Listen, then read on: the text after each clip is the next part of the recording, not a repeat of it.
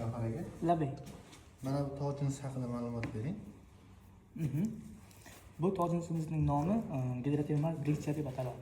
Briksiya deyishimizga sabab bu yerda asosan mayda hamda yirik bo'lakli jins bo'laklar mana shu yerda to'planib qoladi. Ya'ni qanaqa holatda bu paydo bo'ladi? Dastlab tog' jinslari parchalanadi va mayda va yirik bo'lakli jinslar aralashib ketadi.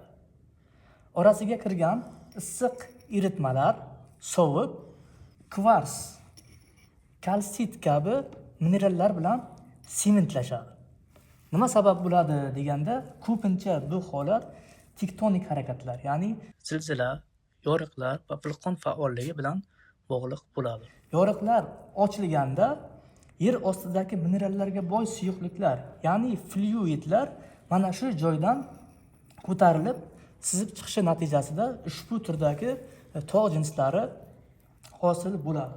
Bu biz uchun nima uchun muhim? Ya'ni bu gidrotermal briksiyalar ko'p hollarda oltin, mis va boshqa qimmatbaho metallar to'planishi bilan bog'liq bo'ladi.